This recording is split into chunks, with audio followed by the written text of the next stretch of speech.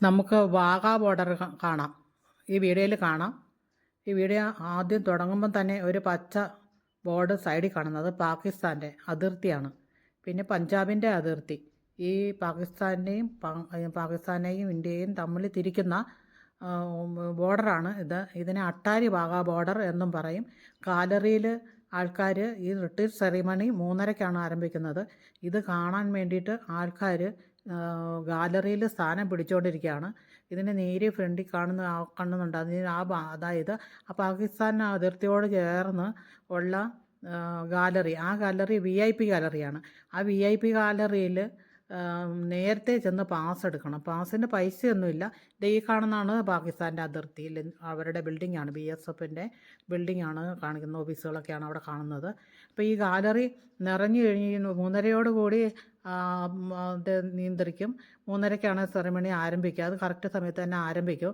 അപ്പോൾ ഈ ഗാലറി എല്ലാം 3:30 ആകുമ്പോഴത്തേക്കും ഫുള്ളായിരിക്കും. അപ്പം വളരെ മനോഹരമായിട്ടുള്ള ഒരു റിട്രീറ്റ് സെറിമണിയാണ് അവിടെ നടക്കുക.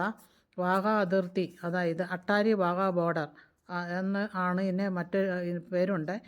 ഇവിടെ എല്ലാ വൈകുന്നേരവും നടക്കുന്ന ഈ സെറിമണി കാണാൻ ധാരാളം ആൾക്കാർ എത്തുന്നു. അവർക്ക് പ്രത്യേകിച്ച് ഫീസൊന്നും കൊടുക്കേണ്ടതില്ല. ഇത് പഞ്ചാബിലെ അമൃത്സറിനും പാകിസ്ഥാനിലെ ലാഹോറിനും ഇടയിലുള്ള നമ്മുടെ അതിർത്തിയാണ്. ഈ അതിർത്തിയിൽ BSFും അതുപോലെ പാകിസ്ഥാൻ റേഞ്ചേഴ്സും ചേർന്ന് നടത്തുന്ന ആവേശകരമായ പരേഡാണ്.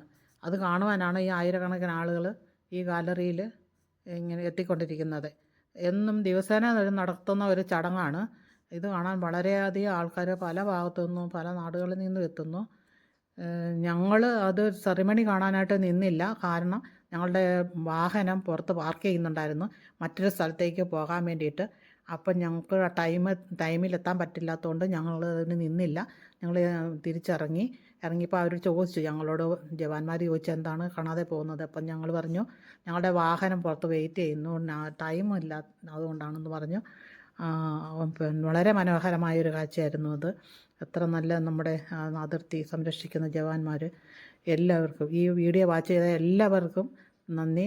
അടുത്ത വീഡിയോയുമായി വീണ്ടും കാണാം. Okay, thank you.